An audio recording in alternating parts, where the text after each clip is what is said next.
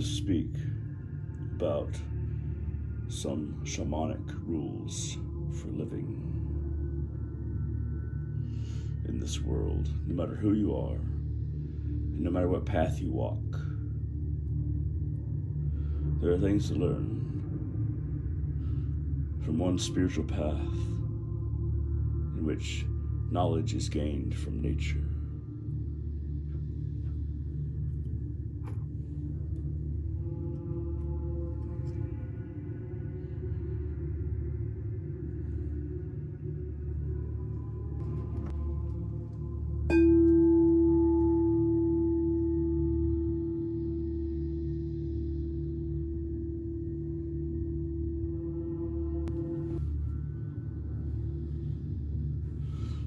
One,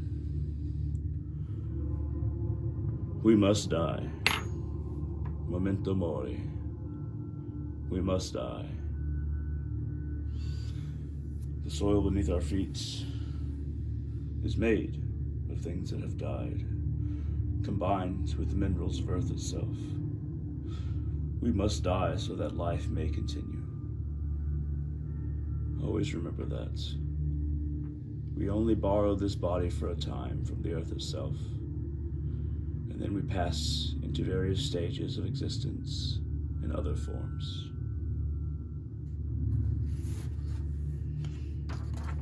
In life, we must have courage.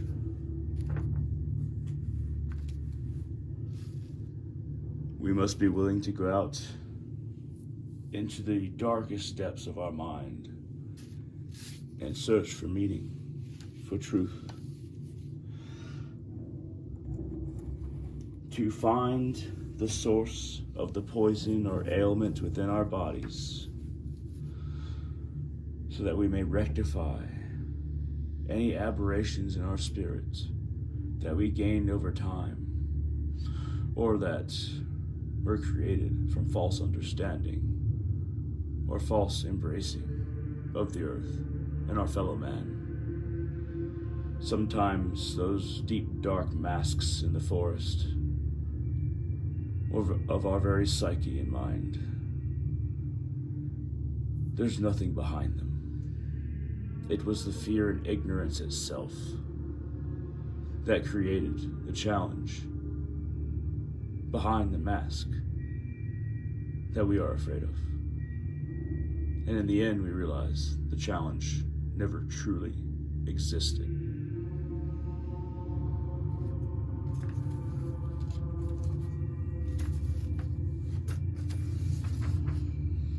In life, we must also have constancy.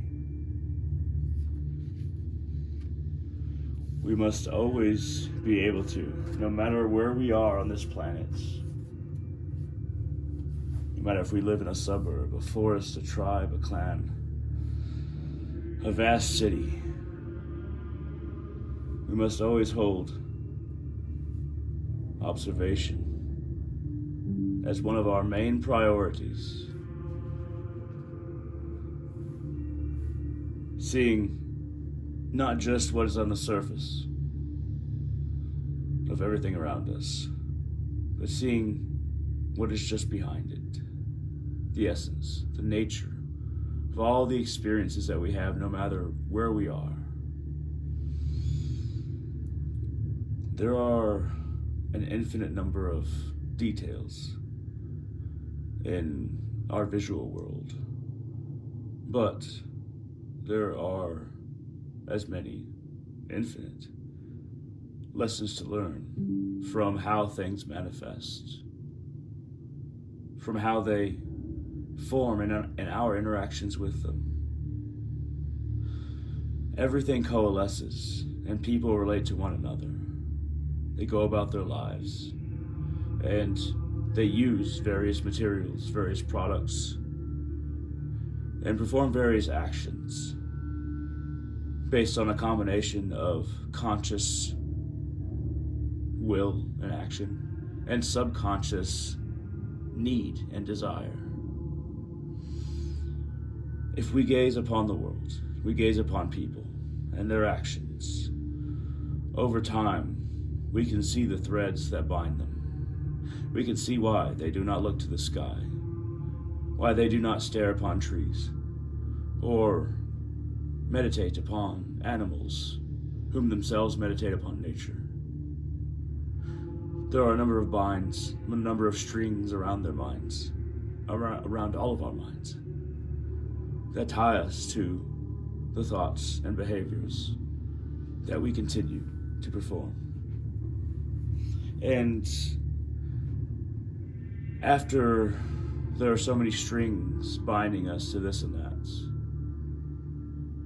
formed habits over time, little things we didn't know to look out for, most people end up being balls of yarn, balls of string, and they don't even realize it. They see the string as themselves, and they cannot see the core of their being, which is just at the very center of all those things which hold them back or bind them to their habits and continued condition.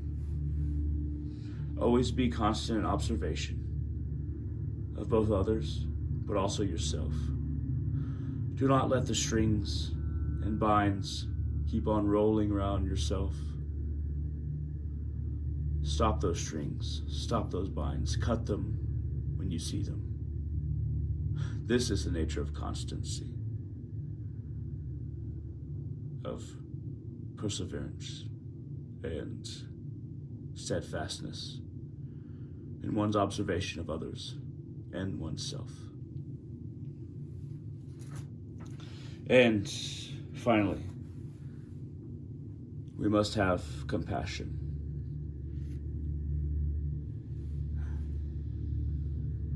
The forest, nature,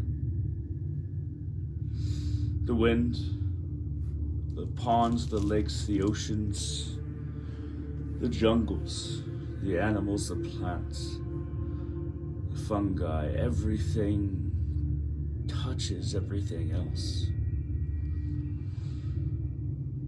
Compassion is communication. Communicate with the nature you find around yourself, with the nature that you find within yourself. The ties to nature are not the binds and the strings that we must watch out for to cut. Nature has spiritual and life-affirming ties to our very heart and essence. A lot of the time, society, technology, habits, trends, they bind us like the string we talked about earlier. But there is a string made only of light that does not weigh us down, that always travels from the center of our being, and is the communication with the nature within ourselves, the pure nature connected to Mother Earth. We must grab that string of light and pull our essence past all of that which is unhuman, unconnected. And we pull ourselves out of that massive string that we are bound by. And that rope, that life force, that light is our connection to nature. We must consciously find and grab that light rope within and pull ourselves out of the binds we find ourselves in. Speak to nature as if it is listening, because it certainly is. Whether you drum your drum, whether you speak to the trees, hug the trees, speak to the animals, play with the animals, get close to the soil and gaze upon the insects and the little fragments of rock that are all unique just as human beings are. Communicate once again by observation, and also communicate by appreciation and in silence. Because when you are alone in nature, you are not alone. When you are alone in nature, you can meld and kind of form consciously into its framework. Because there's not other human beings talking. There's not other people reinforcing societal behaviors. You are just there in nature. Breathe it in. If you focus long enough, you can feel the energy. Put your bare feet upon the earth.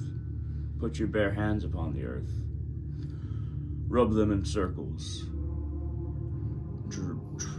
Pull, ask, and receive the energy from the earth itself into your body. Communication is about observation and exchange. Mutual exchange through mutual love and mutual appreciation. And the earth appreciates us because we are her children. Compassion, communication. Compassion and communication. They are tied very close. They are two sides to the same coin. Do not be afraid. Be courageous. Be constant in your vigilance. Look for the threads that bind you, almost invisible in society, but all the little things. And appreciate and communicate so that you may be compassionate with the forest. Nature is always there waiting for us. We just have to go and meet it.